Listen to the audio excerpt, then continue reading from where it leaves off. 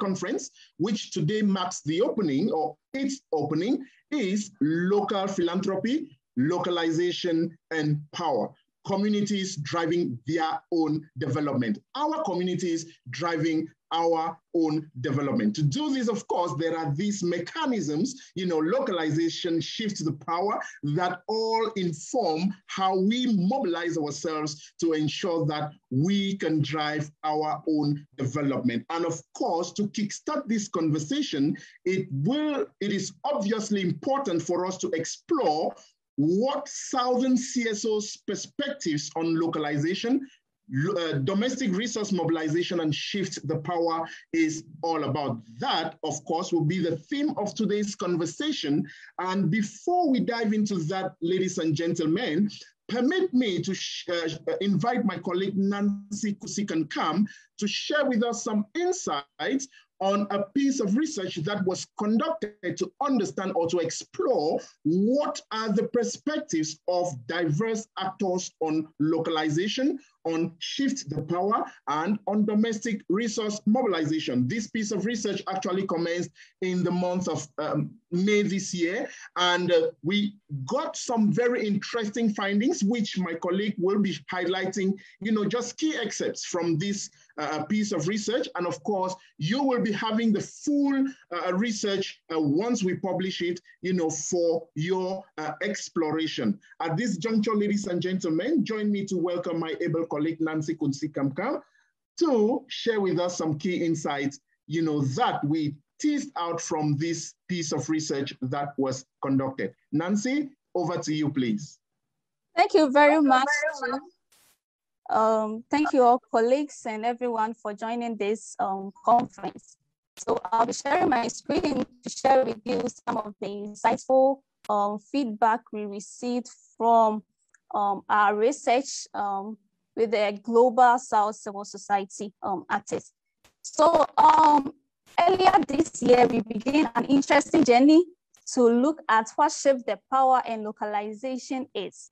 And we engaged with civil society actors from the Global South, and they shared with us their understanding about what shift the power is, how they also see what localization is for the Global South. And also, they also told us the intended, if expected effects that localization and shift the power is expected to be evident in the Global South, and what are the roles of the various actors towards seeing that. So in this short few minutes, I'll be sharing with you feedback from actors within the Global South. So when you look at the issue of localization and domestic resource mobilization, Global South actors shared with us 3 areas that they see to be the understanding or to be how they envisage localization to be all about. The first one, to them, localization is about empowerment. And empowerment, they are looking at it in the context of strengthening agencies and capacities of local civil society organizations. They also see localization as a way of gathering support internally from grassroots level, that is support from communities, and also creating space to expand local ownership in the development sector. And lastly, they also said localization to them is about partnership, a partnership that allows local CSOs to lead and coordinate projects and programs. We also asked them about what do they know and what is their understanding about shift the power. And they said that shift the power to them is about changing power dynamics. And to them, changing power dynamics focus on the appreciation of the important role of local resources in resource mobilization stream, or the appreciation of local organization in generating resources towards development. They also see shift the power to be about trust between organizations and communities, trust among civil society organizations, trust between local civil society organizations and international actors, including donors. To them, shift the power is also about promoting ownership and local participation, a participation in a form of a participatory grant-making approaches, or a participation that promotes local giving as a way to co-invest in community development. And finally, local actors also shift their power as a mutual and equitable relationship between different actors, a type of relationship that is based on dignity, that is based on respect, and also appreciation of what each stakeholder brings to the table. So to them, how do they see localization agenda to be effective in the global south? What is the intended effects of localization? And the global south actors we engage mentioned that to them, if localization is finalized, they expect to see that there is credibility in the aid architecture. So at the end of the day, if we're able to implement the kind of localization global south actors are preaching, there will have to be an increased credibility in the aid architecture. And through that, civil society actors in the global south will see an increase in their capacity in the various aspects of their work.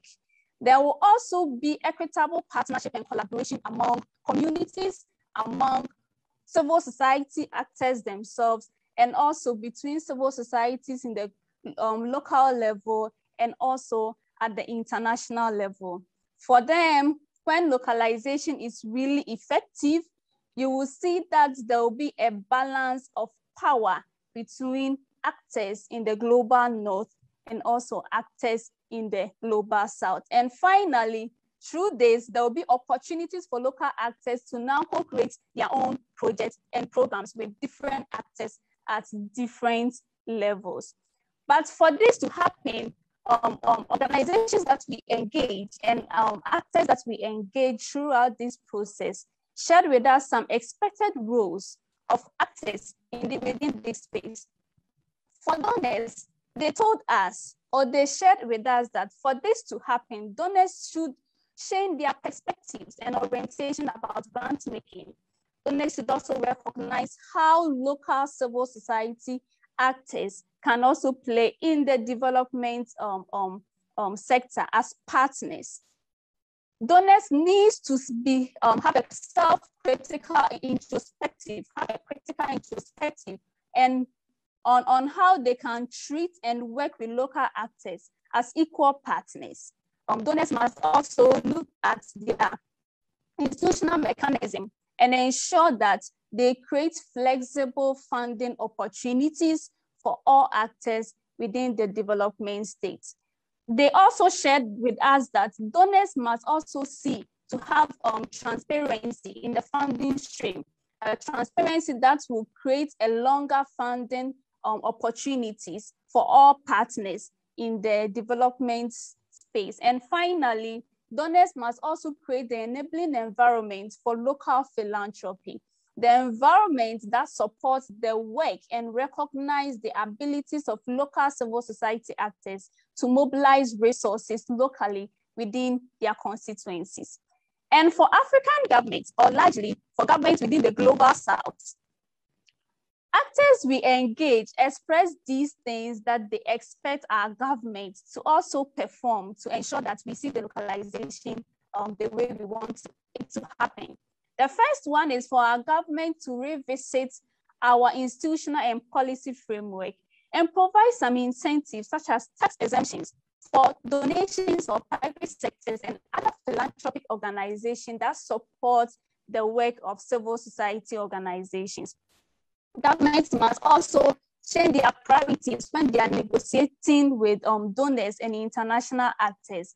And they should also find a way to develop framework that will require INGOs and international donors to work closely with local actors within their jurisdiction.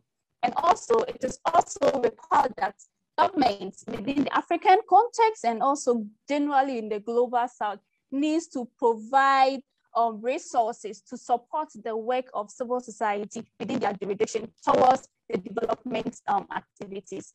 But giving the room for government to do all these, our engaged participants and actors we engage also raise the question for us to ensure that in as much as government is engaged in all these, we need to ensure that we do not create the space for government to use this localization as a medium to restrict the work of civil society actors. Finally, for us local organizations, for us communities and civil society at large, our role is for us to develop a clear understanding of what localization and shape the power is to us, join up to create an advocacy strategy and a movement to push this agenda forward. We are also entitled to also create space for us to have inclusive and collaborative mechanism. And when we talk about collaboration here, the collaboration should be based on solidarity, movement, and generosity. We are also expected to learn from successful models of how local civil societies in the Global South have developed to implement joint partnership. We need to learn from each other to ensure that we can progress moving forward. And finally, we also have to strengthen our voice as local civil society actors, as key players, investors, and leaders in the development aid architecture, so that we can push this agenda forward. So following all these engagements and all these discussions, we were able to come out with some key insights that this research and our previous discussion on localization, questioning the intermediary donor system, which we organized last April, have brought to fore. And these are some of the insights we've come out so far. The first one is for us to develop a clear understanding and interpretation of localization agenda and then shift the power as an important pathway to achieve local development within the local, within Global South. It's also good for us to strengthen the capacities of local civil society organizations so that we will be, if we will have effective, we will be able to deliver projects and programs effectively.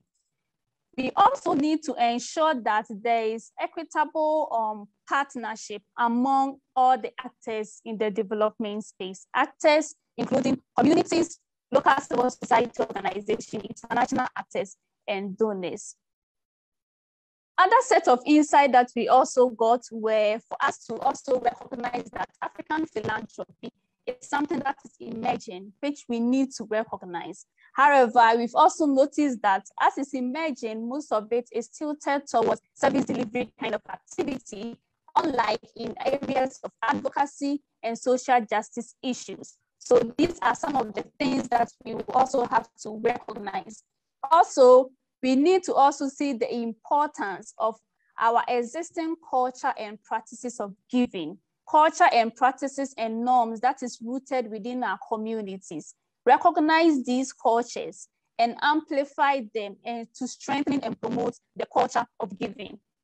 Finally, one insight that came from our engagement is the need for us to look at our frameworks on transparency and accountability and strengthening these frameworks. So based on these, we came out with these set of questions, which today we will be discussing and we'll be putting it onto the floor, and our panel members will help us to discuss these questions to have a deeper understanding of what is emerging in the localization and shape the power space. So today, you will be looking at localization and shape the power to talk about what is these two concepts, what are we talking about?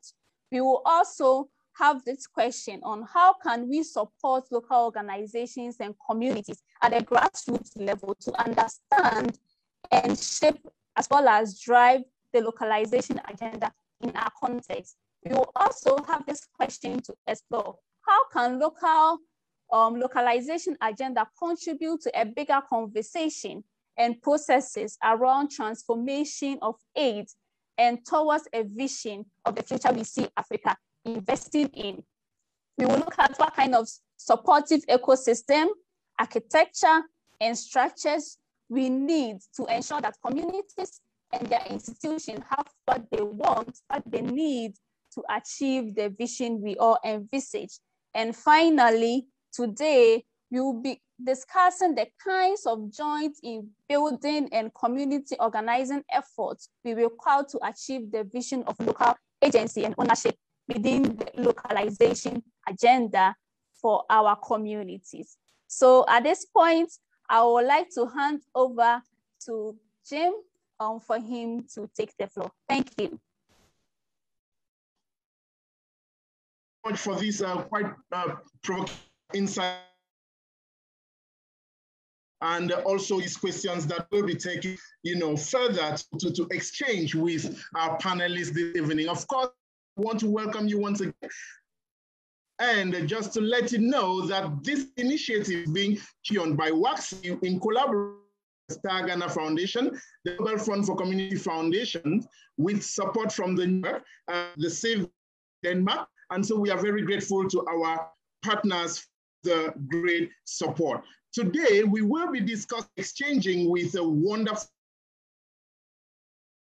continent, and as they share thoughts on different perspectives today, send in your comments, send in your questions, we will create room to take on all of this. The first panel that I would like to introduce to us is none other than Stigmata Tenga, who is the Executive Director of the Africa Philanthropy Network since 2018. The African Philanthropy Network is a network of philanthropy support organizations across Africa and the diaspora to support individual donors and community groups to increase the practice, the effectiveness, impact of our philanthropic giving. Of course, I am part of it because I am African. And this is being done to promote the common good of the underprivileged of communities. APN focuses more explicitly on the multi-stakeholder spectrum of philanthropy while placing emphasis on homegrown philanthropic models, philanthropy as an act of participation, empathy, a chain of solidarity, and a Pan-African approach to philanthropy. Of course, it is important to note that the leadership of Stigmata is founded on intersectionality and puts gender, race, and class at the heart of analysis of who is giving, to whom we are giving to, and how giving is done. The mission of the Africa Philanthropy Network is to reclaim the power and elevate the African philanthropy practices on the continent. Prior to joining APN, Stigmata was working as a process consultant and a development facilitator for over 20 years. Stigmata is an accomplished professional with competency in organizational development, planning, monitoring, evaluation, and learning. She is an African philanthropy practitioner with diversity, equity, and inclusion as an integral part of her work. It is important to know that she has a PhD in anthropology with professional experience in working with the public sector and local governments, facilitating public service management reforms, public-private partnerships. Of course, that is why she's heading this organization that centers its way of working with collaborators, multi-stakeholder actors across the continent. Stigmata is serving as a co-founder and a trustee of a number of corporate and non-profit boards. It is important equally to add here that the Africa Philanthropy Network is seeking for, actors across the continent, across the globe to share insights, case studies on local philanthropy on the continent. So visit their website, and if you have a story to share, do not hesitate to do that. Thank you very much for joining us, Stigmata, and I am very optimistic about the fact that we will be having an exciting conversation this afternoon. Happy to have you here, Stigmata. Thank you so very much. Hi, colleagues, how Africans, how sisters and brothers, how everyone, thank you for joining this conversation. And Jim, I want to rest my excitement to be part of this conversation. But at the same time, I want to say it is a conversation that I really struggle to understand.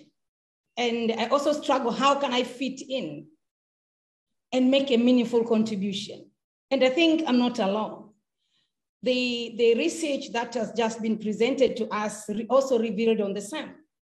We really need to find a space for us as African to be part of this conversation. Great. And thank you. Yes, we reclaim Africa philanthropy as a mission.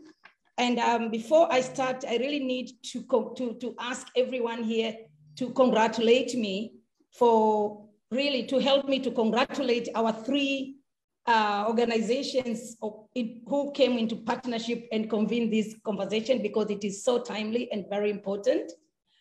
But also to thank their supporters, NIA Empowered, a network of empowered and responses, Save the Children, and Danida, to make this conversation a reality.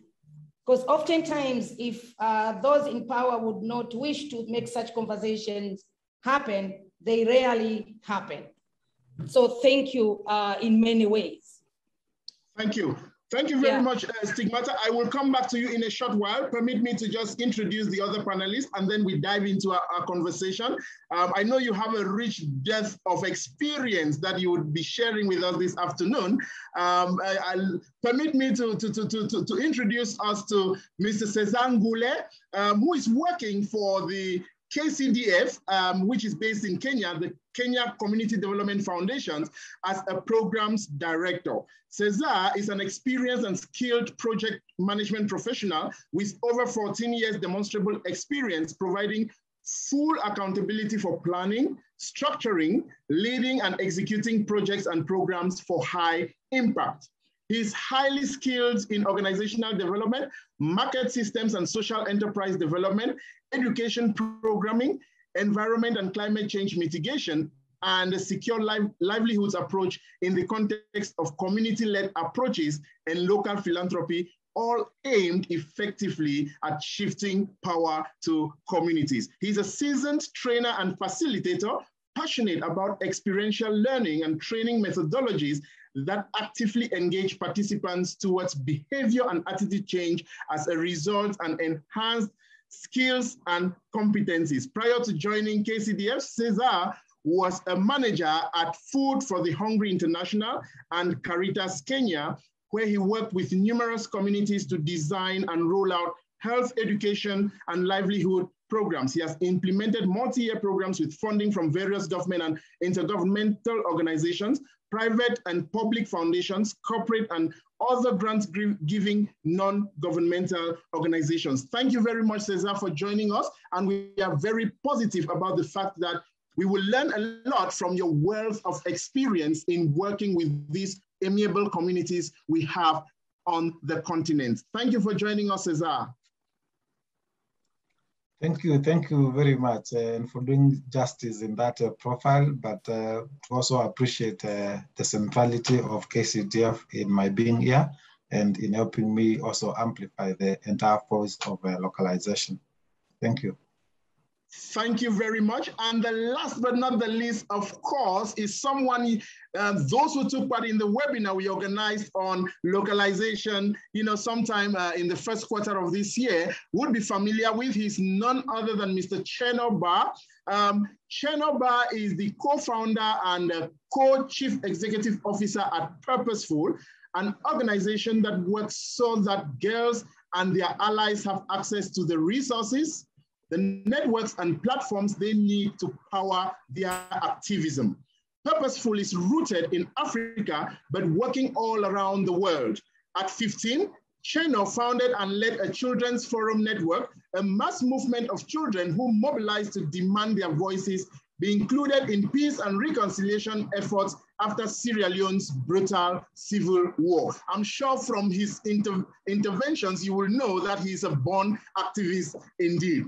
Decades later, a new generation of Children's Forum Network members still gather across the country every week. Cheno went on to lead initiatives for UNFPA New York and Liberia, Nike Foundation in Ethiopia and Portland, Catholic Relief Services in the Philippines, and recently at the Population Council in New York. In 2012, Bob co-founded A World at School, which is a global mobilization and campaign organization for global education.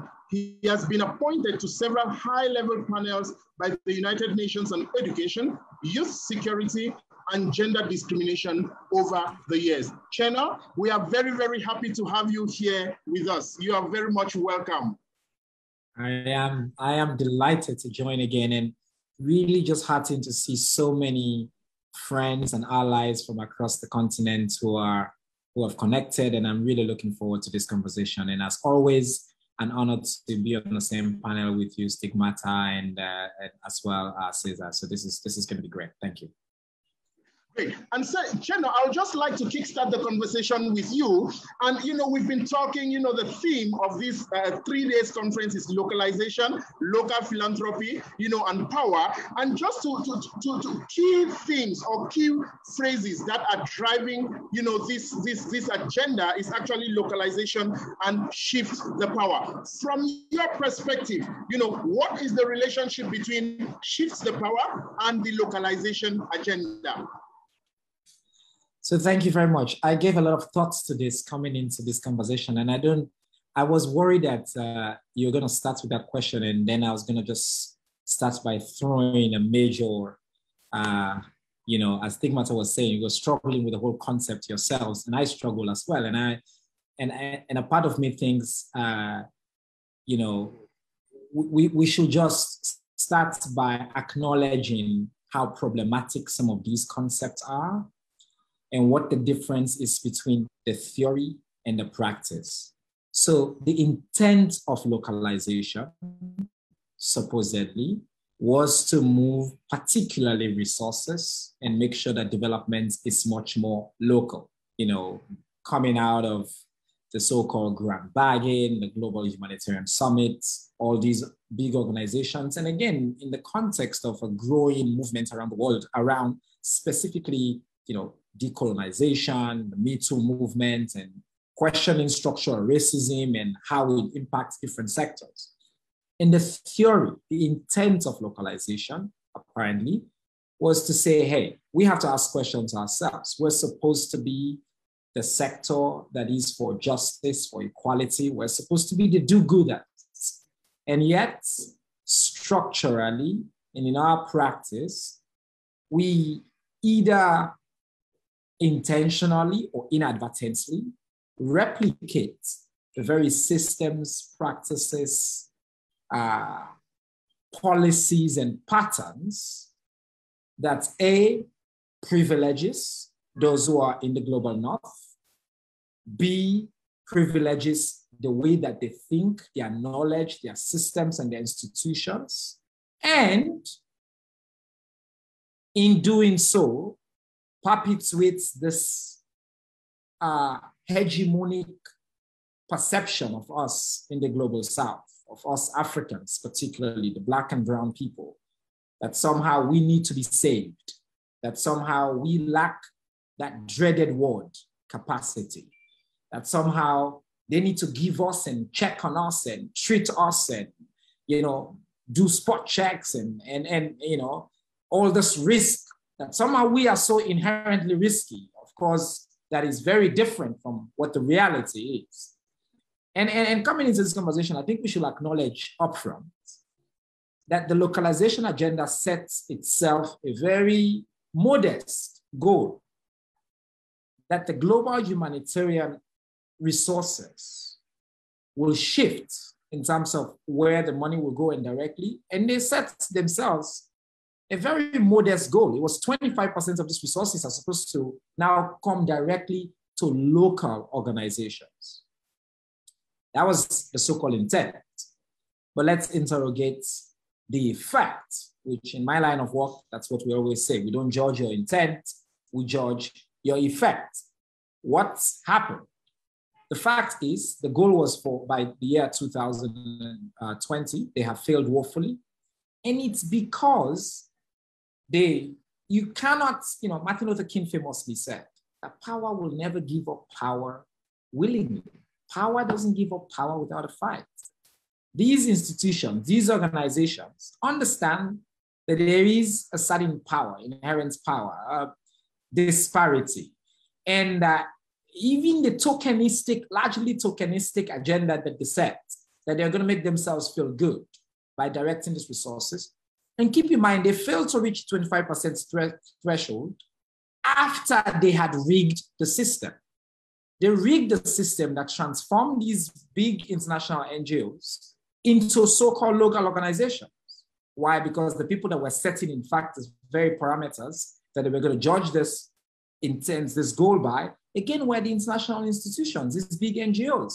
And so they rigged the system, so you have these big names, and we don't want to name names here, and I know the people that work in these organizations are good people, but they set themselves up and transformed their organizations, and they cheated the system so that the resources will still remain with them, but only in name. And so come to shift the power. Shift the power, at least start with acknowledging that there's a power here. It has a power analysis. Who has access to resources? And it goes beyond just transferring resources, but it asks the questions. What's the structure? Or it's supposed to ask the question. And I've been part of these conversations, and I know that these are very critical questions that have been asked, that it goes beyond even just setting these parameters, but asking, what are the systems that we're using? Where are we getting money from? And much more importantly, because it always comes to this, who are we accountable to? Who are we answering to? Most of these so-called big international institutions, no, of course, they're not accountable to us, and they brand us names like beneficiaries that inherently claims that somehow they're coming to save us and we benefit from them. And so I think what is needed in this conversation upfront, and what I hope that especially all these global South-based organizations that are on here, we can come to this conversation with, is first of all, a critical political analysis, an analysis of power, to understand that even us as purposeful, based in Sierra Leone and doing work around the world, to understand and acknowledge the power that we have in terms of the level of resources that we have, and how that is translated in the relationships that we hold, including with organizations, other organizations that have less power than us, how we fund, unrestricted long-term funding, the kinds of partnerships we hold, where we generate our resources from, what are the ethical considerations around how those resources move, how we so-called create accountability mechanisms, making sure that we don't subject and drown small organizations in paperwork that are frankly useless. So I think all of that is what the shifts the power conversation is, and I think ought to be much more. And the localization conversation, again, I think needs to be separated from what intent is to what the practicality of it has been and from where it emanates from. So I'm going to rest for a minute, and at the risk of starting the entire conversation by just throwing everything up over its head, but I'm sure that's where you invited me here in the first place. Thank you, Jim. Thank you, Cheno. You have this way of hitting the nail right in the head, and we will definitely come back to you because, of course, we are collating questions. Dear colleagues, if you have questions, if you have perspectives to share, make use of the chat room, make use of the Q&A room, and we will, of course, bring these to life to all our panelists. And Cheno, you hit the nail on the head when it comes to the intent of, the localization agenda, the shift the power, movement versus the practice on the ground. And you really you've demonstrated to us that, the reality on the ground is different from what we have on paper. I would like to move to you, Stigmata, and coming to you, you have this vast experience, you are the motherly representation of African philanthropy, given the noble institution you represent right here. And when coming to you, Stigmata, how can the localization agenda contribute to a bigger conversation and processes around the transformation of aid?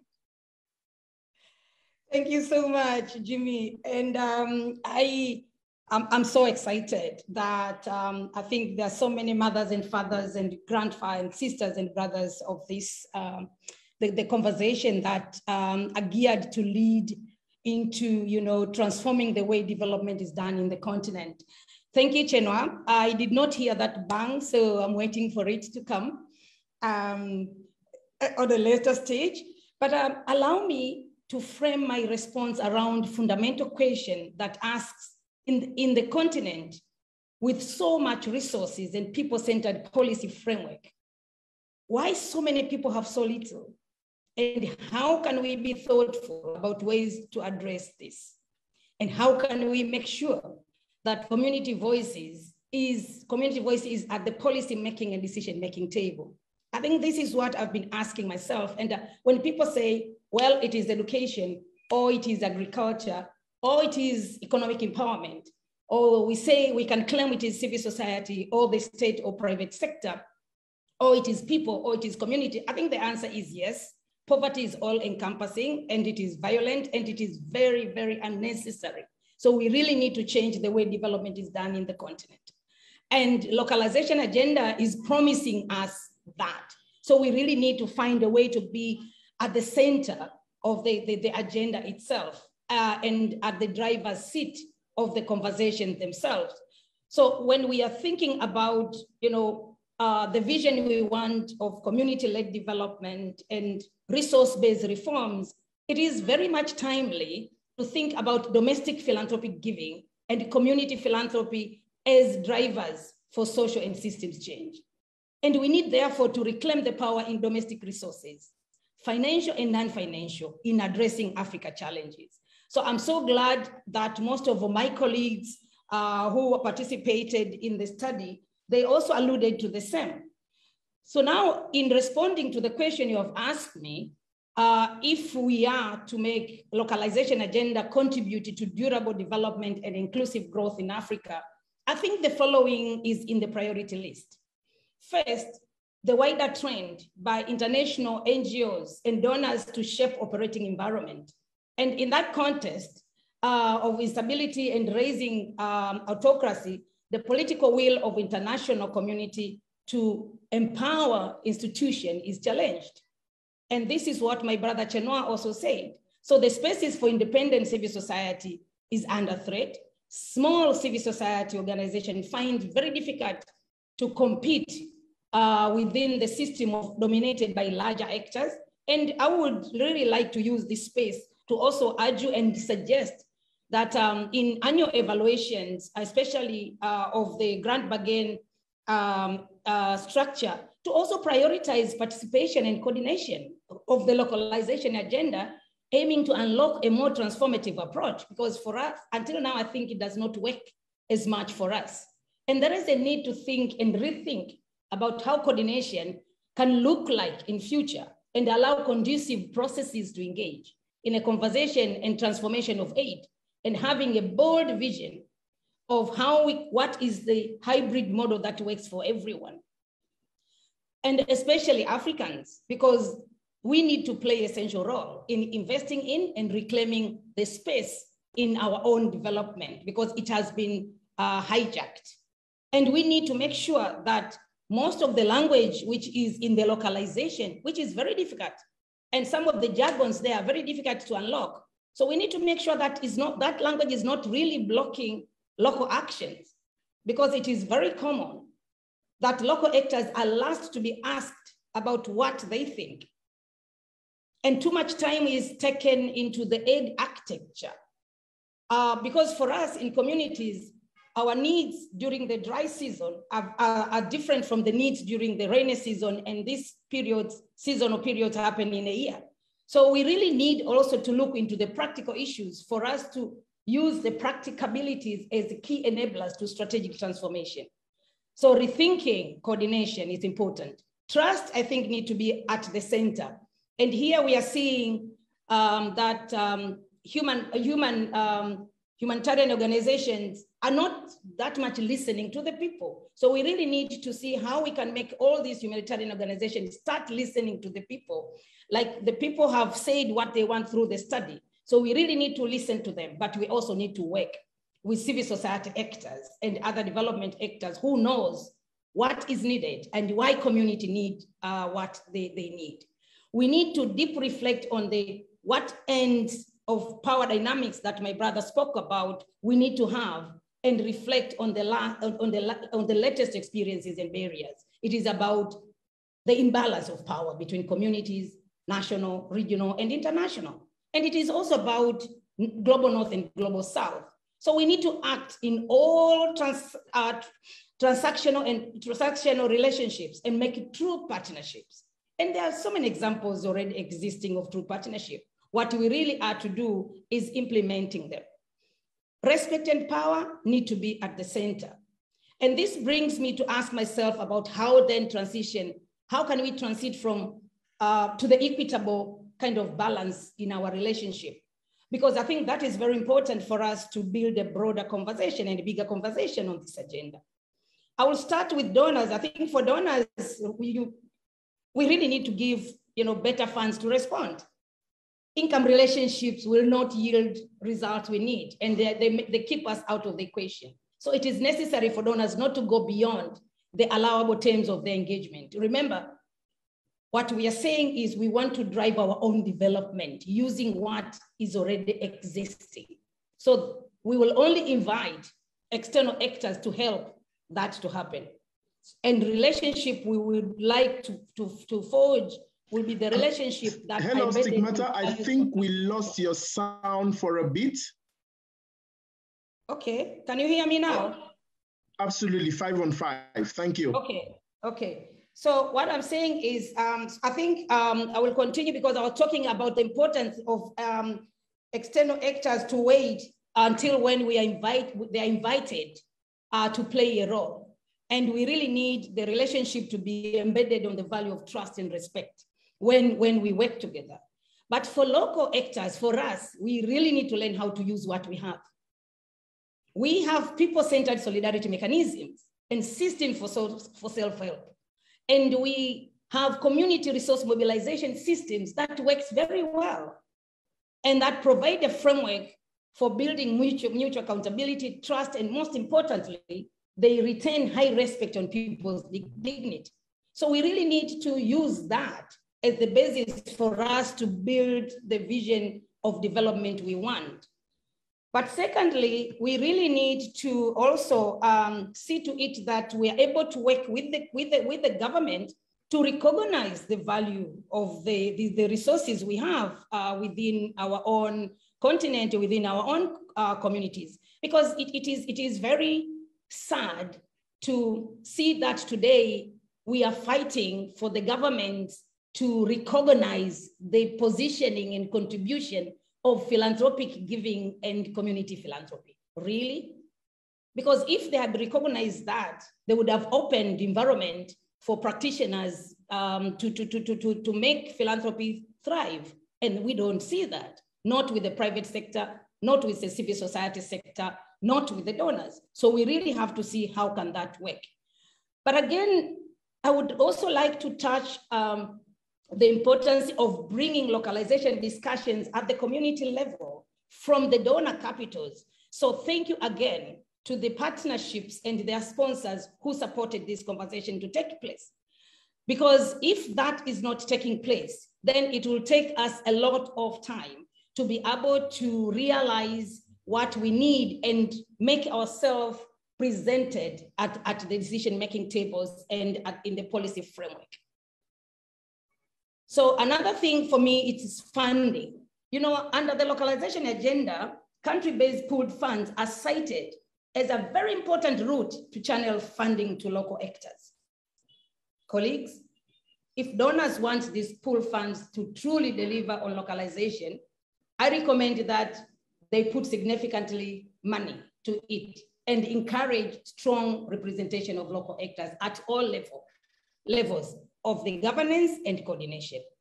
And we have so many examples of initiatives that exist in the continent, which donors and government can build on. The study like the one shared today, the work that is done by each and every member of this partnership and many other Pan-African organizations on shift the power, illicit financial flows, sustainability agenda, alternative financial mechanism, the work done by human rights organizations to promote the rights and dignity of the marginalized, really.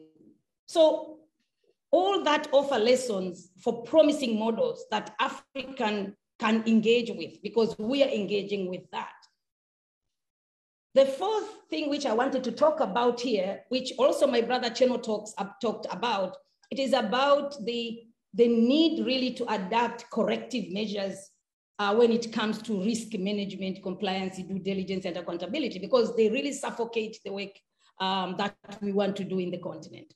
It is essential that local actors are also more effective in safeguarding fraud and risk in various contexts, but a serious approach to these challenges should be drawn on local knowledge of the context and invest in coherent country-level accountability and transparent frameworks. I would like to almost end by saying that civil society organizations are the ones who engage with crisis at the central level. So the framing of the localization agenda was not wrong, was very correct. We have seen during COVID-19, where community members were the ones who first responded and continued to really do the same, to support, give their private resources, support decent barriers and so forth. And they did not board a plane to go anywhere. So if that is the case, how then that the percentages that were promised to come directly to the community groups are not seen, are still going through other entities, including the international NGOs? I think we really need to see that works. And sometimes I think it is not business as usual. We really need to also see to it that no one is left behind in the global north, including the African context. So gender, race, and class must be at the heart of the analysis of localization and the coordination of the agenda. And we recognize that women, disability, gender entity, people with sexual orientation, religion, youth are always genders, racialized, and classed. And that, I think, should change. And people need to be given spaces at the decision-making table. We really need to see them, people having jobs, exclusion and discrimination is reduced, inequalities are reduced, and so forth. So let me add you one thing to conclude. The working together through existing networks and alliances, and the use of collective power of our networks to create bigger conversations and rethink the coordination processes around the localization, coordination processes around change power dynamics, while appreciating the role of resource mobilization and reclaiming ownership and meaningful participation of communities as co-investors in their own development, establishing mutual and equitable relationship based on dignity, trust, and respect is the only thing we want to see in the continent. And that will get us very far, and that will help us. So I believe that an ecosystem approach to philanthropy is the way about building resources and building a community-led development in ways that are useful in capacitating, asset building, and resource mobilization by Africans. Thank you very much. I'll also rest for now. Thank you very much, Stigmata. And we want to thank colleagues. Chuba is really saying you've shared an enlightening and timely presentation. Thank you very much, Chuba. Lena equally acknowledged, Chena's intriguing contribution to this conversation. Thank you all. Keep the remarks coming. And if you have questions and answers, share them in the question and answer room, and we will harvest them and, of course, get back to them. Stigmata talked about the need for us to change the way development is practiced in the region. And, Cesar, you have this rich connection with grassroots communities, across the continent, especially in the East African region. In your view, Cesar, how can we support, local organizations and communities at the grassroots to understand, claim, drive the localization agenda within our context, to make sure that we have full ownership of this agenda and use it in a way that advances our development priorities? Cesar? Your microphone is muted, sir, please. Thank you. So thank you for that, Jim. Just before I begin, it's worth mentioning that our Kenya Community Development Foundation is a foundation based in Kenya, but of course with regional interests. supporting communities to address their priority needs. And for me, the key thing being putting or ensuring that communities are the driver's seat of the development agenda. You have total control. And total control is very difficult if you don't have either say on the resources or whether you don't have what people call capacity and different things. So it's a question of how do we then ensure that that happens. And we were founded, founded, I always say, in protest, but largely to offer an alternative model that was very different from what was the model then. I actually tend to say that it feels like we began and straight away began trying to shift the power. That said, if I go back to your question, I am inclined to think that in this question, I am speaking to people and not to organizations that work with the grassroots and not necessarily beneficiaries and the grassroots themselves. Although sometimes I feel that placing the grassroots and the communities at the center of this conversation will further enrich it. That said, there's my grandfather used to say that if you don't want to take your child to school, you begin saying the child is stupid. Or if you don't want to take them to secondary school, you begin saying this one can be a very good carpenter, so that you excuse yourself from such responsibilities. And for me, our experience has been that most of the time we say that there's no capacity with the grassroots organization. We say that they are very remote. We give all types of reasons, and they are valid reasons. But one of the key questions that I say is very few people will then be deliberate to go to Africa, to whichever area, and identify working models or working things at a grassroots level, at a national level, and invest in them.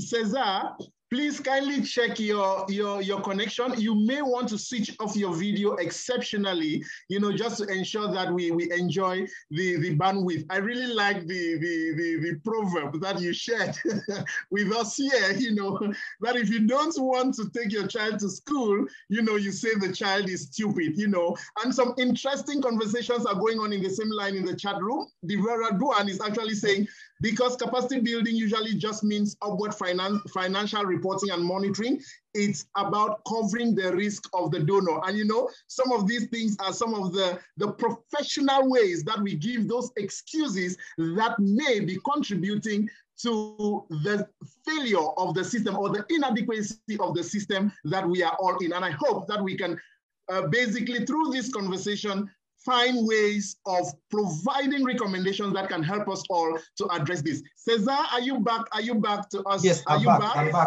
Lovely, yes, you have the floor, sir. I'm back. Apologies for that. So very quickly. So the first thing for me is that for you to be able to support the grassroots with the shift the power conversation, you must invest in yourself so that you have the right understanding and you have the right attitudes, so that then you're able to change behavior and present yourself with the grassroots in a way that allows you to appreciate them for who they are and for their own capacities and where they are, without all the excuses that people make. The second thing is a question of balancing between the old ways of doing business and the new ways.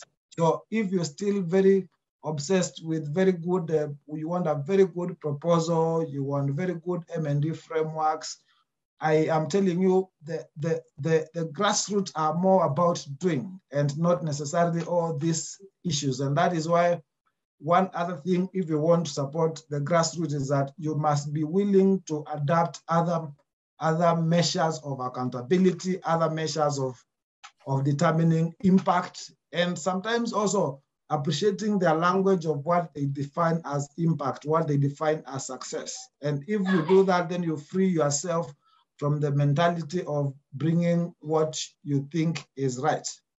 The other thing is is a recent conversation around co-creation. And for me, and I'm saying all these things because I've also had the opportunity to engage with, with organizations that are trying to that we are calling the grassroots. And it's an entire misused word of co-creation.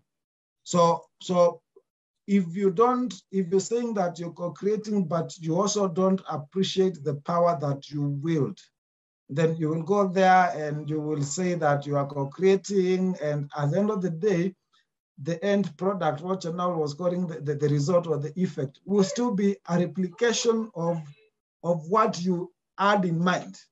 And in Africa, we say people know how to, because of a very long history of funding and attracting funding.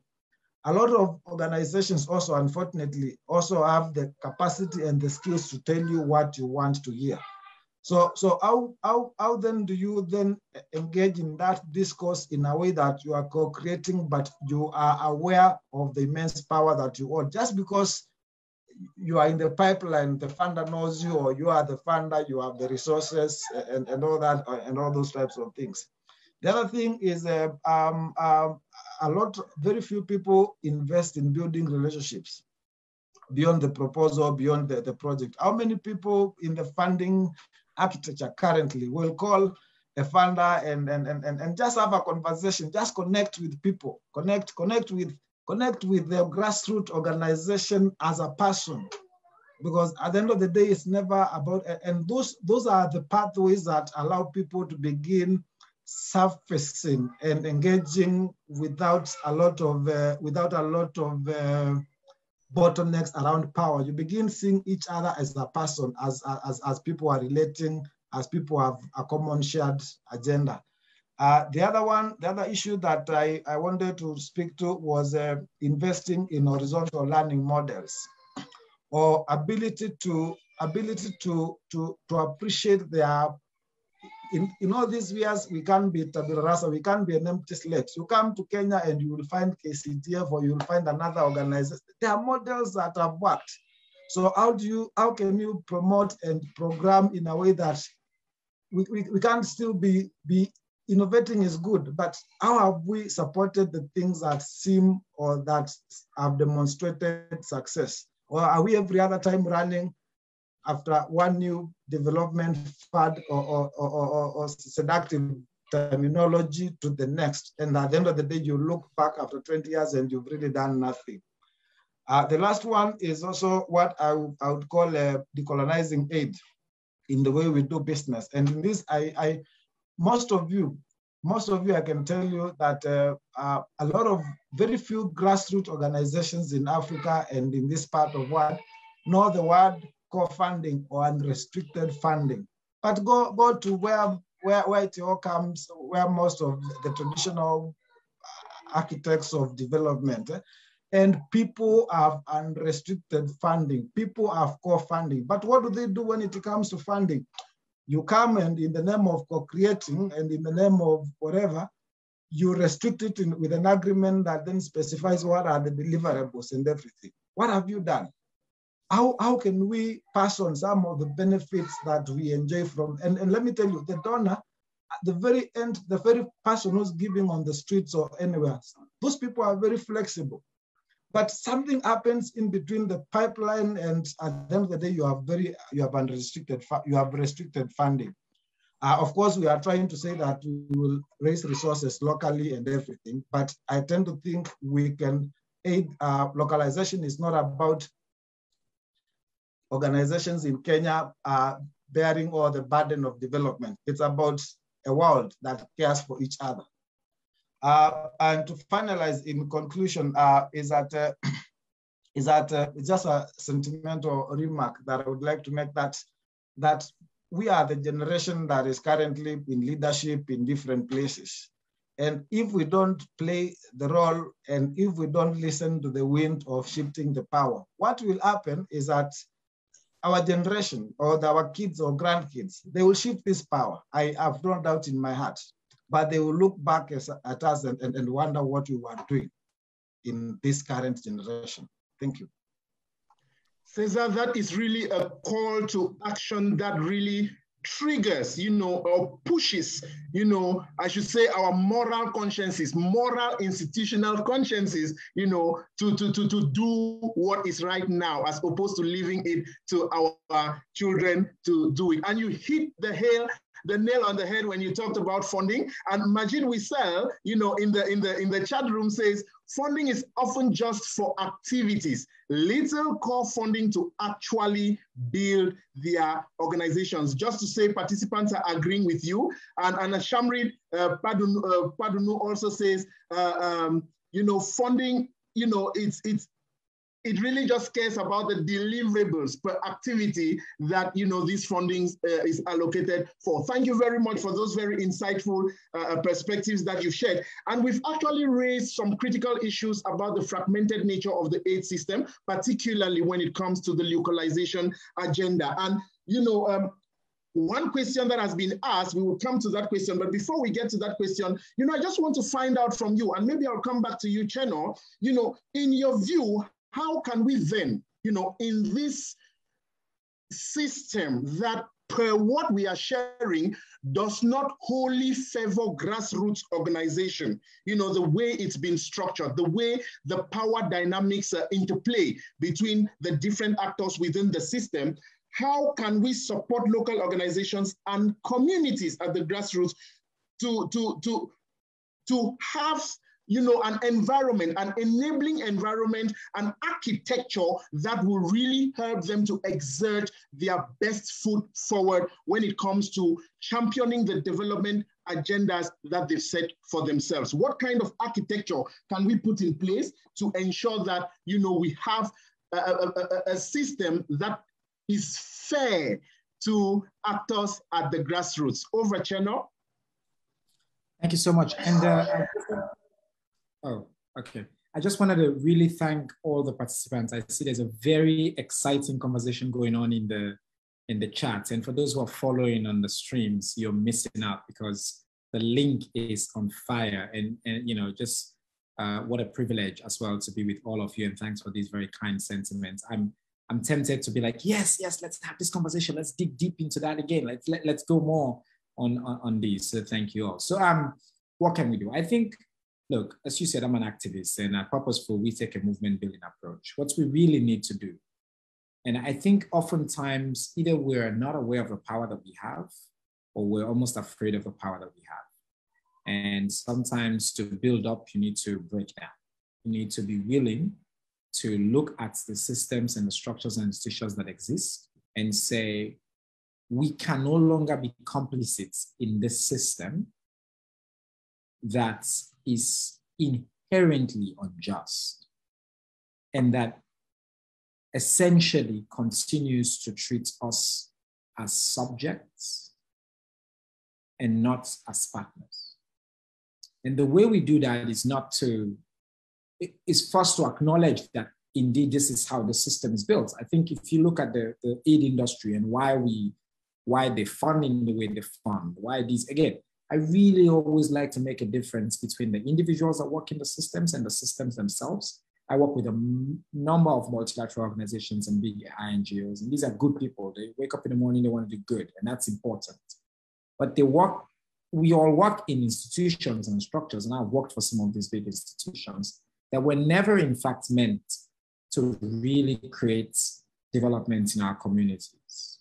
They were not meant for that. They were meant to perpetuate a certain system of hegemony and power and control and treat us from a gaze, that sees us as somehow lacking. Even the ideas of development, the language of development, as Stigmata rightly pointed out, the discourse of development, the institutions, the documents of what happens within development. I mentioned the last time that one of our partners, one of the things we started at Purposeful, one of the first things one of our partners told us when we said, no application processes, you come to us, we have a conversation, and we build out how we support you. And they said, this is the first time that we have not been eliminated by complexity. And the entire system itself, even the language we use and all of that, eliminates so many groups, that are actually at the forefront of creating the kind of systemic long-term changes. And I think what we've seen during COVID is that the current infrastructure is unreliable. And it, with the pandemic and people at home, people isolated in their communities, and most of these organizations either left or unwilling. We've seen, actually, we have a model. We've seen that they can actually work with us without having to be here in the big cars and spend all the money that they spend, if indeed we work with local partners. But I think for those of us on this call, because just being on this call acknowledges a certain privilege that we all have, right? We're all connected, we're all speaking the language, we're all educated. I think, as I've said, is one at the heart of it is an analysis of the power discourse itself and the limitations inherent in this, and acknowledge that indeed, this is not an accident. The system we are in is not an accident. It's a product of a colonial and an imperial, patriarchal system that was not meant to benefit us. It was not designed that way. That doesn't mean we can't work within it, but we need to acknowledge, we need to name it. That's the system. And we need to organize to transform that system. We have a lot of power together if we blend together. And that's why I keep thanking you guys for bringing us together in this conversation, and all the folks who have done this work for so many years.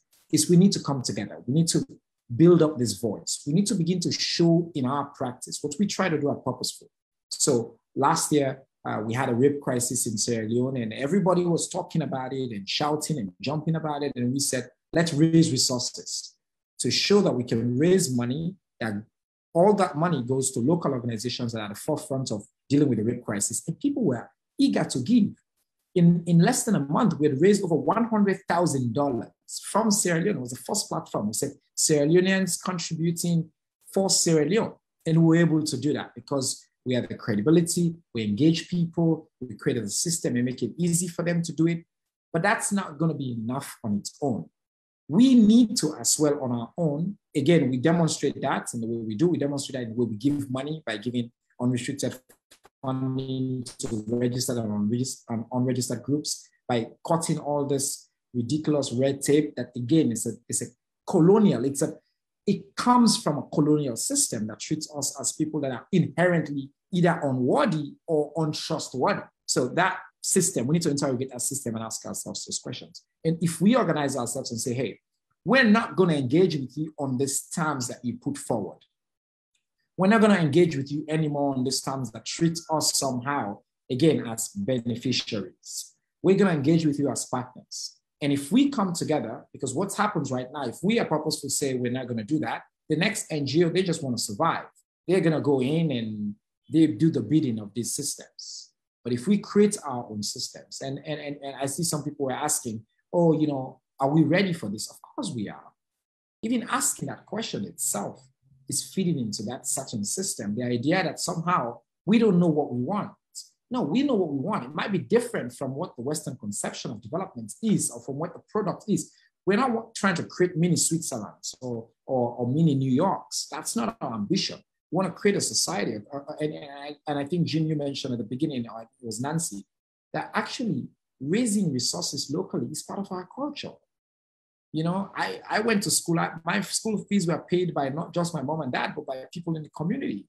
Like, people in our community take care of each other. We need to harness that. It's already there's a lot of that in our community. We support each other. But we, those of us on this call, those of us as actors, need to organize and have a movement's lens that states what we truly want, that draw lines and keep moving on those lines and say, okay, now we've achieved this. This is what next we demand.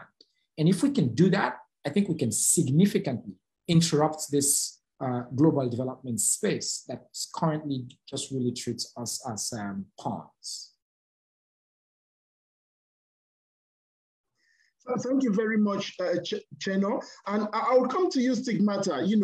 I think Cheno is actually pushing for us to take that action, and we can. We shouldn't undermine the power, the potential, the resources that we have as a people. Now, from the Pan-African perspective or the African perspective, Stigmata, you represent everyone on the continent driving local philanthropy to achieve our own agenda. What kinds of joint movement building and community organizing efforts, do you think we need now in order to achieve what we are talking about today?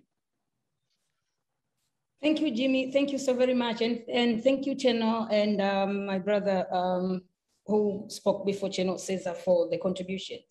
So when thinking on how really to respond to this question, I first agree with what Cheno said, but on the other hand, I really want to urge us to appreciate what we have.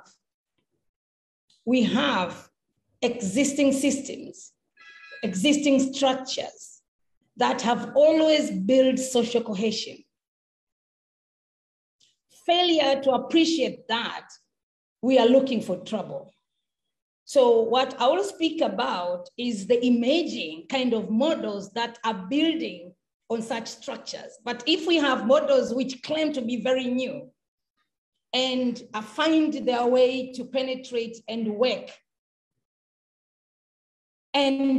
well in the continent, I would beg to be told which one is that. We need innovation, yes, but we appreciate what exists. Because colonization started by emptying and disrupting our minds to believe that what my grandma tells me, it is outdated. But we have seen that is not the case. Most of us during COVID-19, we have been healed or prevented through herbs. But we were told that the herbalists are the wrong kind of practitioners to look into. But it is the same people who are taking our herbs and make white medicine out of that. So the African medicine is wrong, but the medicine that is made in the lab with a lot of side effects, it's correct. So let's start there. Let's start there. And once we appreciate that, what I'll say is there are so many emerging actors in the landscape. We just need to recognize that. Chenwa said, and I want to repeat, the fact that we are having this conversation today, it is a big, really, mark in the landscape. And I want to acknowledge that the ecosystem is still weak, but the actors who are coming in the ecosystem, they are very, very strong. What we want to see is that there is now a better understanding of the policy framework to allow us to seek accountability from the state, that is parliament and government, but also to seek true relationships from donors and long-term partnership with them. But we also need to see that spaces that are created, first of all, they are spaces that will allow for ability to listen to the community. Communities know what they want. Communities, they know how to respond to what they want. Communities, they know what assets and resources can be mobilized to address what they want. So those are the spaces we need. The structures, the architect which undermine community members and people in the continent will not help us in the localization agenda. We have seen three main types of philanthropy coming up, and it's coming up very strongly in the continent. The individual giving, which has been there, ever since, but now Africans are giving in a more structured and impactful manner. We have seen community philanthropy thriving, and we are seeing institutional philanthropy thriving. So I think we really need to see how all those three different kind of philanthropies are providing us with the space and ability to mobilize better resources at the community level for thematic areas at the national level to argue for the standards and the legal framework that we want, but they're helping to connect our voices and actions from the community to the nation, to the globe. That is so important because we have been relying on development structures, more of the government development structure to do that. But we have seen that, yes, the voices go there, but they always do not include us, do not include the social sectors. do not include in reality the needs of the community. So I think that is what we need to do. Open spaces for conversations. Open spaces for conversation, that is very, very important. Open possibilities for collaboration, because we were meant to work in silos through the project funding. Open spaces for collaboration and partnerships, and help most of us to look into possibilities of really using, again, the value of lobby and advocacy to open up the spaces, become more active again, to see how we can block and support the development of all these policies to be more responsive for us before they are tabled. Because what we see now is the tabling of most of the laws and policies under certificate of emergency. Where are we? Where are we letting all that take place? So now we want to work together. And because we want to work together, and again, I think something which I wanted to talk about here is we have had very good relationships with the government previously. And here I'm talking about the civil society sector in the continent. And we became our worst enemies because of that. Most of people who were with us are now with the government, and they know the power of collective. They know the power of civil society. So those are becoming now very strong champions to pass policies that are stopping the voice of civil society in the government. Let's work with them. That is where lobby comes back as a strategy. I think we were meant to believe that, if you talk about lobby, then you're including issues of fraud, it is corruption. No, we really need to lobby and advocate for our space. So those kind of structure that, first of all, put the community members at the driver's seat. Grant makers, they can use a participatory grant making. Some of us, we should create spaces for very safe conversation like this one. I will not be comfortable to speak in any other space if it was not a space which I regard a home like this one. So these are the spaces and structures we want. Thank you, Jimmy. Thank you very, very much for these very, very rich insights once again. Once again, colleagues, there are some very, very rich insights coming in the chat.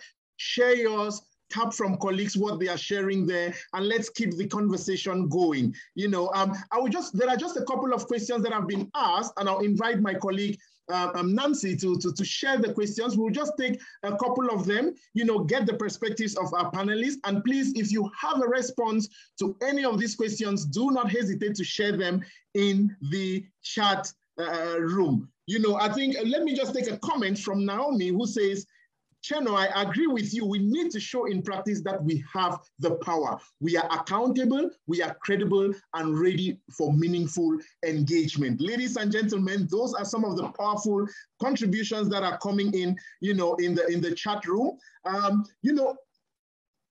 Maybe you just take the first question, please. Okay. Maybe we just take what is on the screen. You all can see the question. And Cheno, that question is from Habib Aruna. Habib Aruna has been very active. Thank you so much, Habib, for your active engagement. How fast can we get the localization agenda from the top to the community level? And how do we build long-term structures at the community level? Cheno, over to you, please. Kindly take the question. Habib, I'll just say quickly, as you know, I'm very critical of the so-called localization agenda. So I'm not sure that I want to be champion in localization. I'm much more inclined to be engaged around shifting the power. And I think when you shift the power, there is no question about how quickly you take it. And because, again, people who are working in my village who are trying to move and make a change are not necessarily interested in these big hashtags of localization or shifts the power. What they want to see are access to resources that are not cumbersome. What they want to see they want connection and solidarity. And that's why I said earlier on, we need a movement building approach. We need to organize and give people opportunities as well to be part of those conversations where they are. Not everybody wants to, again, become formally registered. That sometimes can actually be dangerous for some people who are organizing and working on some political issues, because then people have access to you. So we need to create different platforms and opportunities that make it easy for these groups. And it starts with money, having access to long-term flexible resources, How do we mobilize and make sure that groups, and we're trying, that's again, where we exist are purposeful. It's an example of what we're trying to do. So I'll stop there. I know we have a lot of questions to go through. Thank you so much, Cheno. Actually, a comment just came in to say, yes, the localization agenda has now been instrumentalized in a way that maintains the status quo. It's about shifting the power and introducing disruptions. I mean, it's like there is a movement that is coming out of this conversation. And guys, we will take it up to ensure that we have a framework that best responds to our needs. There is a question that comes to, it's from Gassama, and it's to Nancy, talking about the research. Nancy, participants would like to know about the respondents and the methodology and which countries, how many. Can you briefly just give us some insight on the methodology or the approach that was used to harvest these great findings that you shared with us at the beginning of this conversation? Nancy? Okay, thank you very much, Jim, and thank you, Gassama, for the question. So we used a qualitative approach, and we interviewed actors within the civil society space. We had 18 semi-structured interviews from participants from Ghana, Nigeria, Burkina Faso, Sierra Leone. We got people from South Africa, Haiti, and Kenya to engage with us in this discussion. And we also tap in from our initial conversation on localization agenda, questioning the intermediary donor system. I will quickly share the link to the Zoom or recording of that engagement in the chat so that we can all refresh our minds. So there were some insightful feedback from our participants and panelists in that webinar, which we typed some feeds from there to feed into the research. So basically, that is the methodology, and we will share the report with all of us, and you'll get detailed information about how the research was conducted and why we came about with these findings. Thank you. Thank you so much, Nancy, for that. There is a question here from Maria Kisumbi, and Cesar, I would like you to take this question because you talked about decolonization at some point, but just to take a comment from Cesar in the chat room, which says, shift power and you will not have to build structures. Wonderful, thought-provoking perspective being shared here. But Cesar, the question to you is, how do we move the discussion from localization to decolonization? Your thoughts on this, Cesar? Yeah, because I think I'm also conflicted like Janor, and it's because the entire conversation of localization and decolonization takes away from the centrality of what is at stake. And I think what is at stake is a system that has imbalanced power. Is a system that the flow of resources and decision-making is rest in different places and not necessarily where it is required, not necessarily where we need to appreciate it. And so I would say, for me, it's a question of challenging the flow of aid and challenging how we relate with each other, how we make decisions, the perceptions that we have about each other. It is breaking those that for me is very key, and not necessarily decolonization or localization. So that's how I would look at it. But I think both words find a very good place in the shift the power kind of conversation. Thank you very much for that insightful response. Nancy, the next question, please. This is from Naomi Ayod, but before that, for colleagues who are sharing comments, if you can just add your Twitter handle to those insightful comments that you're sharing, feel free to do so, and we will tweet them at the hashtag #ShiftThePower, so the conversations can equally be vibrant online. And Naomi says, as we advocate for driving our own development, how ready are we to drive our own development in terms of systems, procedures, while upholding accountability and meaningful partnerships? Permit me, I will address this question to Cheno, because Purposeful has a pragmatic approach that it is doing this in Sierra Leone and across the world.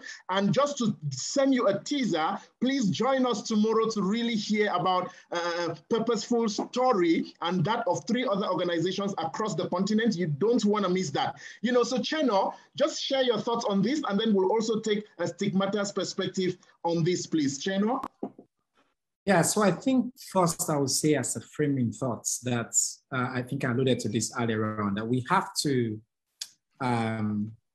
acknowledge that the systems and the practices and structures that exist right now, you know, exist for a reason. I've said that already before, but the notion that we don't have our own system is just that our systems have not been allowed, have not been allowed to grow on their own, and not emphasized as important, and we do not often have access to the resources to institutionalize them. So we're still, again, the idea of the colonial mentality itself, and we can problematize this conversation really deeply from even our education, the fact that we're having this conversation in English and in French and Portuguese, and a whole lot of this. But within this problematic discourse or system, we still are able to create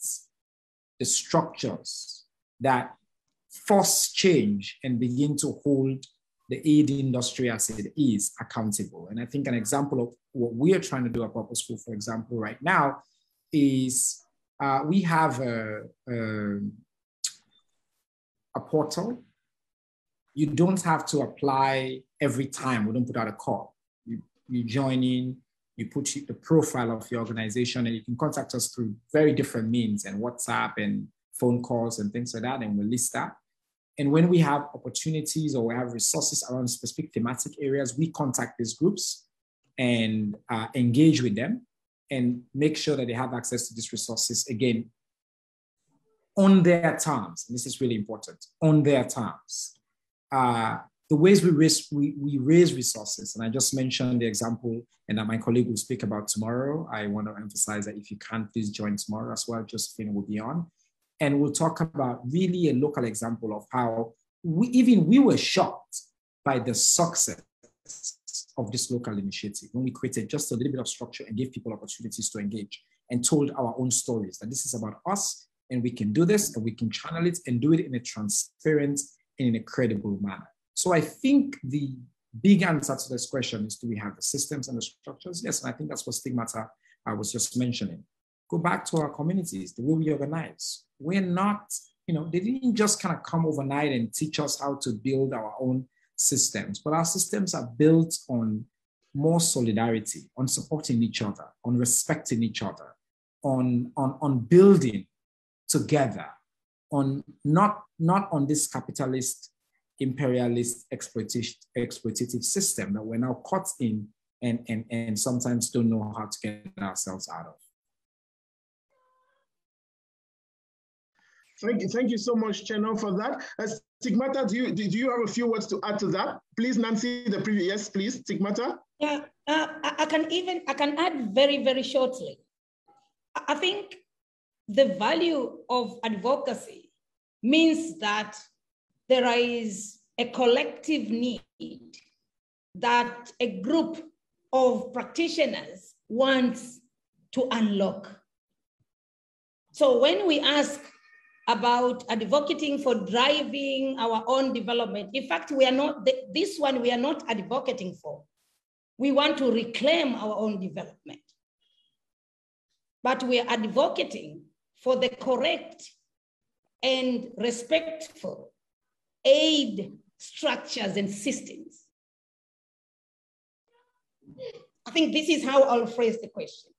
We are advocating for the system that would value our existence.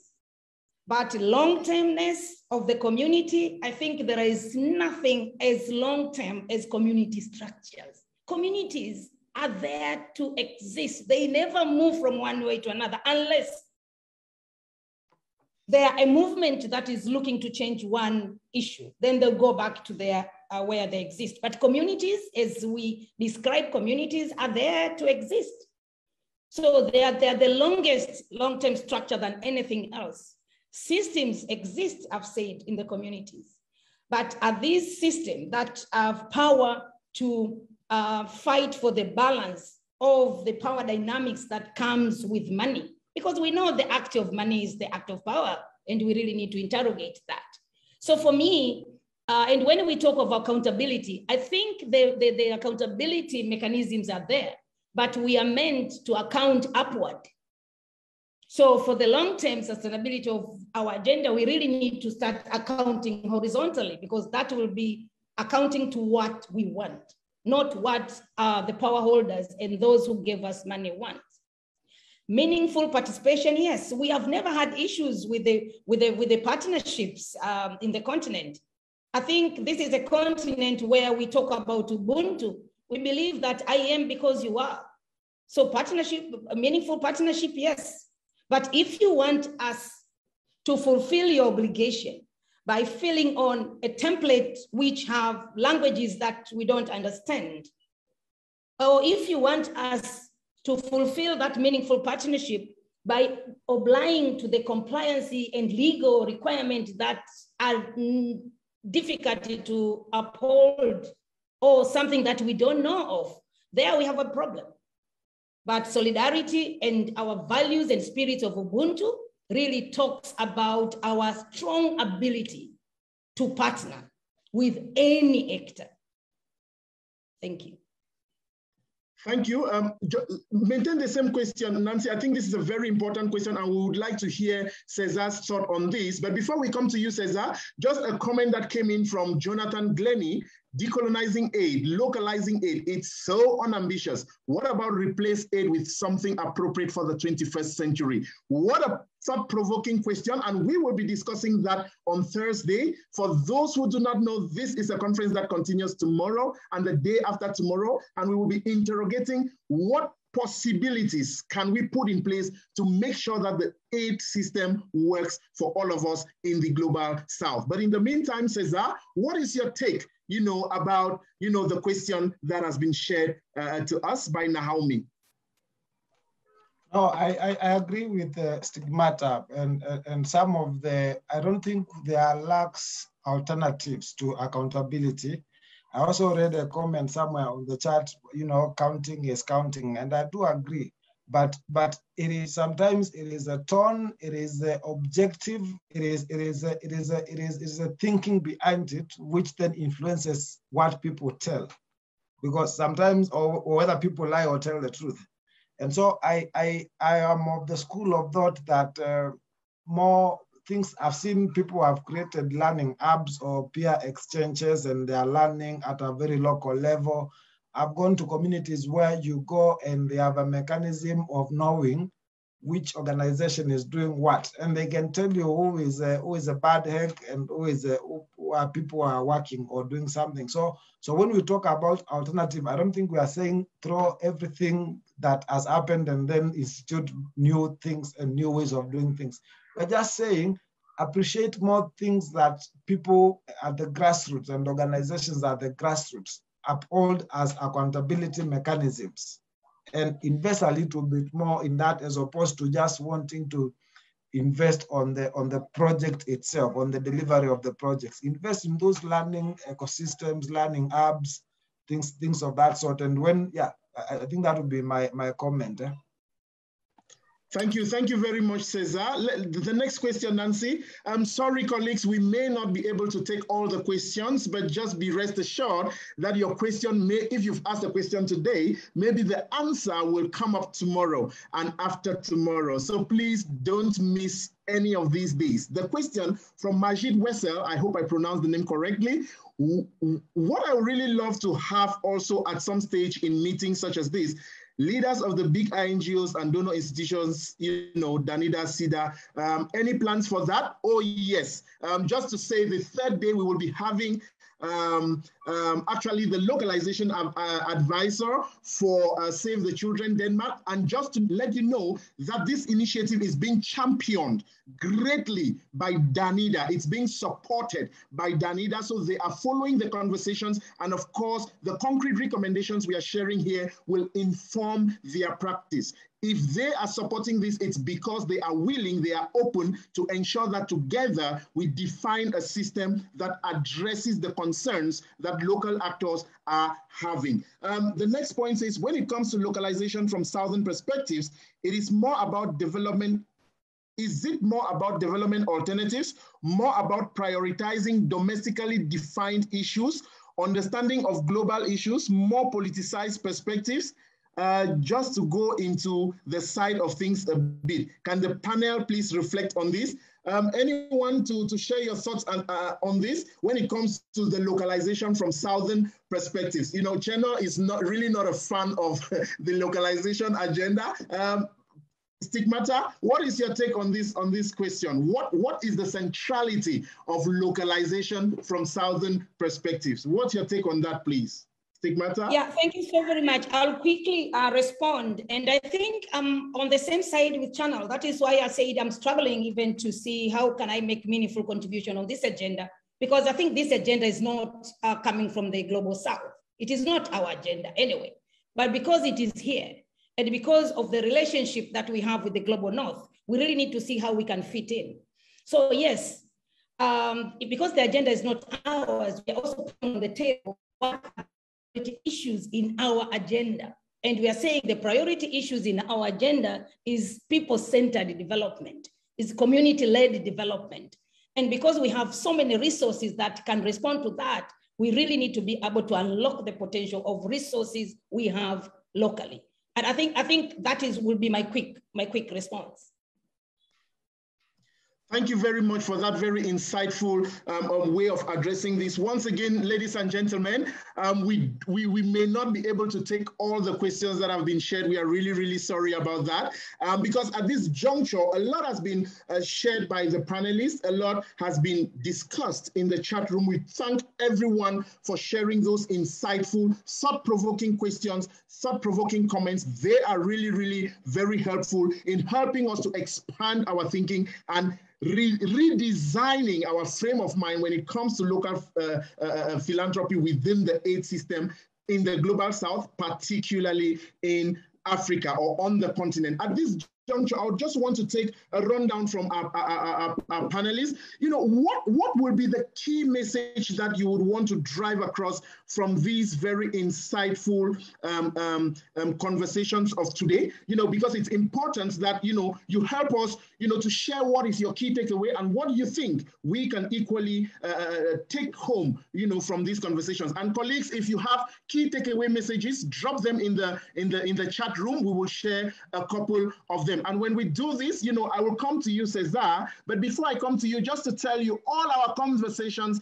are being captured in the form of a diagram. And in a short while, we will be presenting that so we can see how, you know, the cognitive map of all what we've been discussing today. So, Cesar, you know, what is your key take-home message that you would want to drive across after today's conversation? Cesar? Yeah, I think for me, it's around being vulnerable, or all of us, both, because I also think when you point in Africa, we say when you're pointing one person with one finger, you have four fingers that are pointing at you. And I don't want to say that we don't have local issues at grassroots that we need to address. I tend to think equally, the South and the North, people need to allow themselves to be vulnerable, for all of us to change the attitudes, and some of them very underlying that hinder us and that keep us on keeping the conversation at terminologies where decolonization, shift the power, localization, all these things. And at the end of the day, we fail to look at the granular picture, which is, again, what I was saying, human beings caring about each other and doing things in a way that doing things in a way that appreciates everybody as knowledge and something to offer.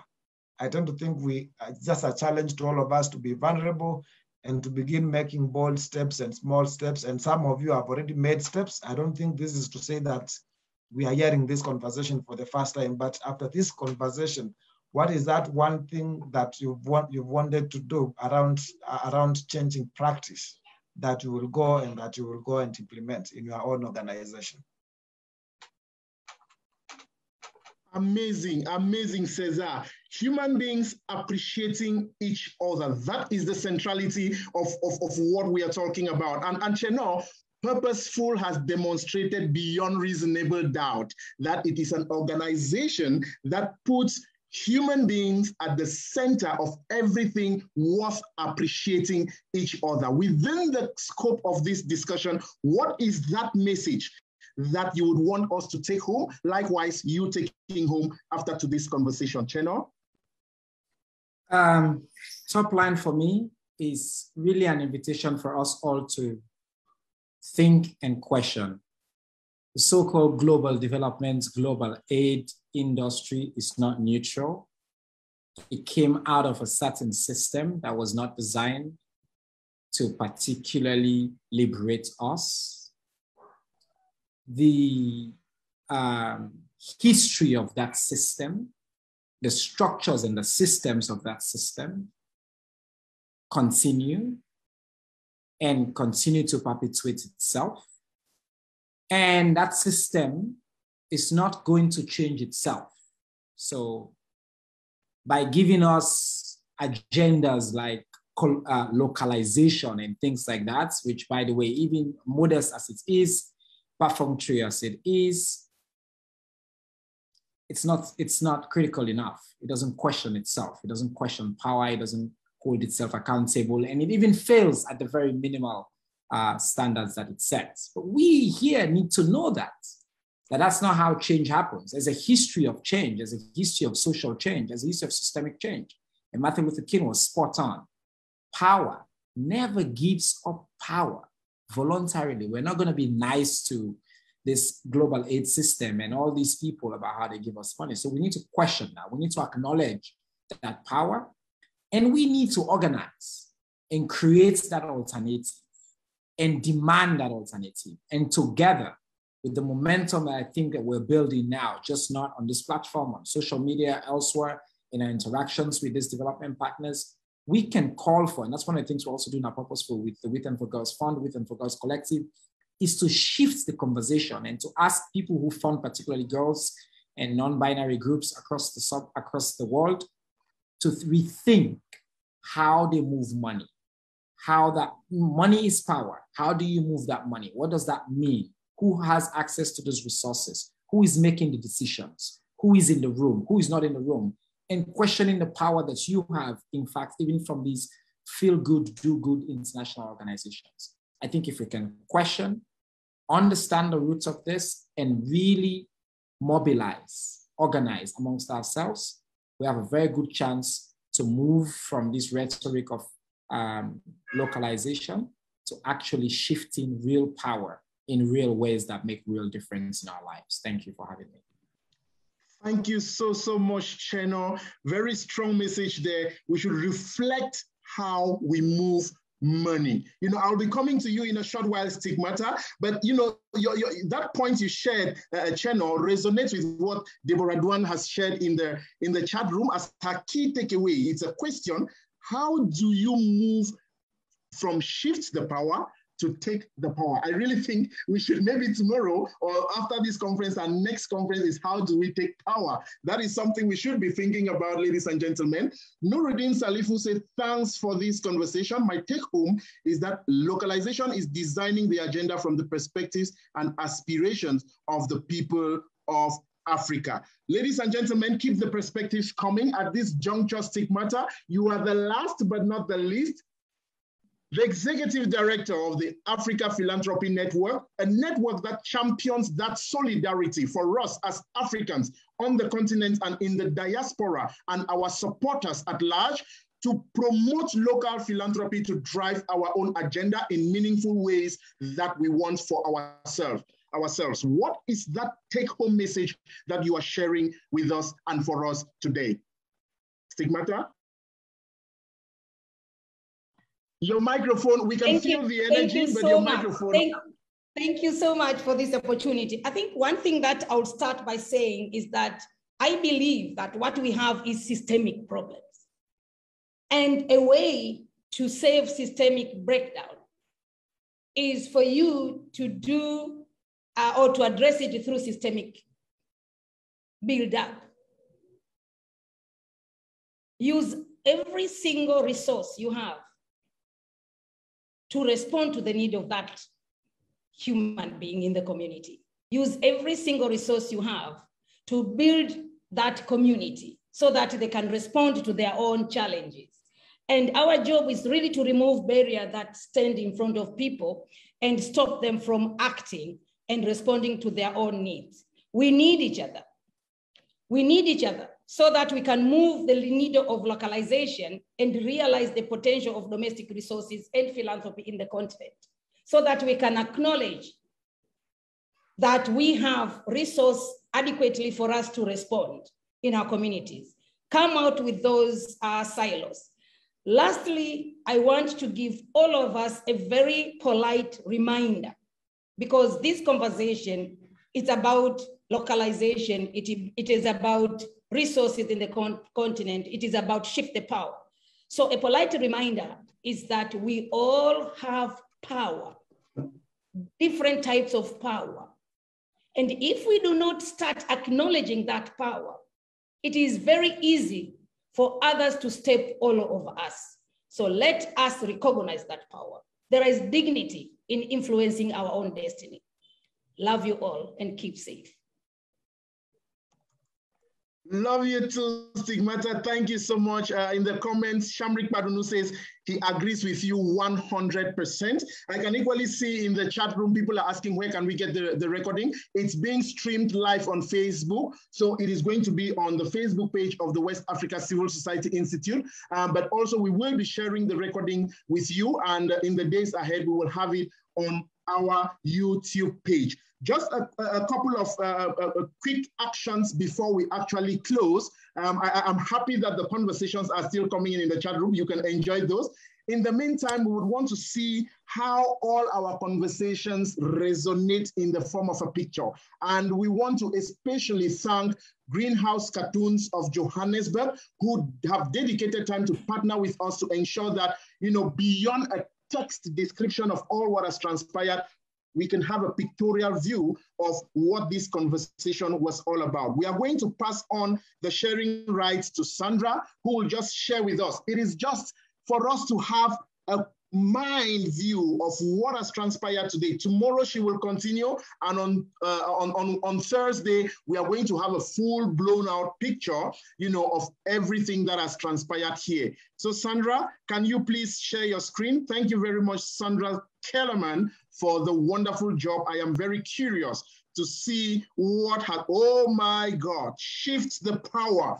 That is the center. Please reduce the screen a bit. Yeah, lovely. Global North, Global South, reclaim the space. Oh my God, that is what many of our panelists echoed. It's time for us to reclaim the space. We need partners, we need trust, there are power dynamics, balance, and exclamation sign, and in red. Is there power balance in the system? Donors must stay external. There are resources in the global north, changing hands. Oh my God, there is this legal symbol, global north, global south, resources changing hand. It must be equal. Then we have create our own pattern. Don't just replicate the North. I think that is a key message for us in the Global South, to start making our own patterns to be more visible, to inform our work. Where are we getting money from? Ask questions, analyze the thoughts that we are having, and that is shift power. There is a need for change in behavior, change in course of action. I think that is something we should take from here, because that was central to the concluding message of all our panelists. must change at the grassroots level. You know, the current system needs to change from the grassroots level. You know, community enabling environment. We need an enabling environment for our communities to thrive, especially when it comes to local philanthropy. Use some of the current system and innovate to create new systems. You know, was not structured correctly, patriarchal, colonial. I think when I'm reading this, I'm getting some of the words of Cheno, I'm getting some of the words of Cesar and of Stigmata, of course. Treats people unworthy. You know, I think that is a description of the current system, you know, and we need to have that revisited. We need champions. That is a core message. Ladies and gentlemen, are you gonna be the champion after this conversation? We need many more champions of local philanthropy on the continent, in the global south, so that tomorrow our story shall not be the same. And that opens spaces for collaboration. I can see colleagues sharing their emails in the chat room, asking colleagues to join them so that we can collaborate together. Please, if you have been invited to share an email or to collaborate, it is time.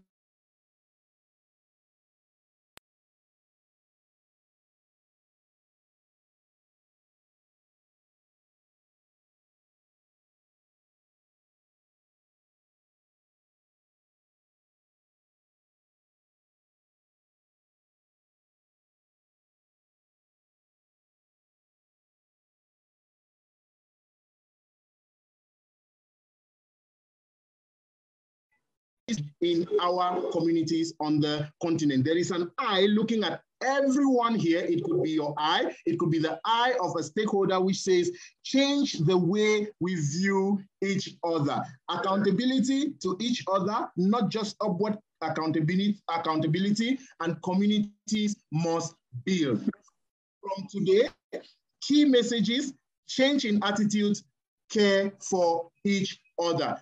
Thank you, ladies and gentlemen. Sandra, you are just so awesome. The messages resonate with what we've been discussing, and I'm sure as we move on to tomorrow, please, colleagues, do not miss the session of tomorrow. Cheno's colleague will be here with us. We'll be having Dr. Danladi from Nigeria. We will be having Abdullahi from Somalia, from the Somali Fund. And me, it is something to come and hear the practical stories about indigenous systems to boost local philanthropy in ways we want. So we invite you all. The links are being shared in the chat room. If you've not yet registered, register and join us same time. We will try to make it exactly 2 hours, like we are fighting hard to do so today. And of course, Thursday is another day. You don't want to miss that session. At this juncture, ladies and gentlemen, we are going to be sharing a short poll just to get our views on how the day has been. Just click on your impression, and that will actually be taking us. Excellent. What is your impression of today's session? So far, 83% says excellent, 15% says very good, 4% says good. You know, 55%, 58%, 59% have responded. Please just click on your response. It's very, very easy. And let us know so that this feedback will be shared with the panelists for tomorrow, just to let them know that the bar has been set very high and we need to continue on that tone. At this juncture, once again, we invite you to register for tomorrow's session and that of the day after tomorrow. Cheno, we cannot thank you enough. We cannot, of course, thank the great work Purposeful is doing. Thank you all for shining the light from a beautiful West African nation, coastal nation, Sierra Leone. We are looking up to you when we are talking about indigenous systems to boost local philanthropy. I must assure you that we are looking at or looking towards Purposeful, and your case will be shared tomorrow so that many of us can learn from it. Cesar from the East African nation of Kenya, we want to thank you from this beautiful nation where the sun rises. I hope the sun rises from the east. It has not changed yet. Thank you for joining us this evening, sir. And we want to thank you all at KCDF for the great work you are doing to ensure that we can learn on ways to support local communities to leverage on the resources we have. Stigmata, we can never cease to say thank you for shining the light, for championing the advocacy that we need on the continent to ensure that Local philanthropy is put at the center, in fact, at the forefront of everything we do. We will continue to follow you as a trailblazer, and we extend our heartwarm greetings to all your colleagues. This particular session couldn't have been possible without the support of the Global Fund for Community Foundations, Star Ghana Foundation in Ghana, the NEAR Network, Save the Children Denmark, and Danida, you know, the wonderful funder who has said, let us provide resources to ensure and see how things, you know, what kind of new ideas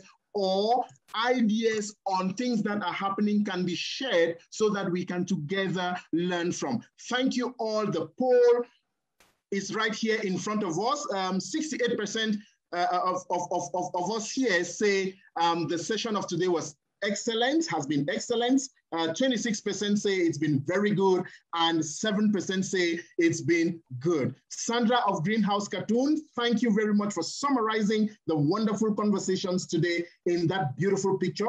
To get access to this video, visit our Facebook page and like it and download the video from there, but we will be sharing the link to this recording with you all after this session, and the YouTube version will be a little bit a more curated form of this recording, so we'll have it sometime next week.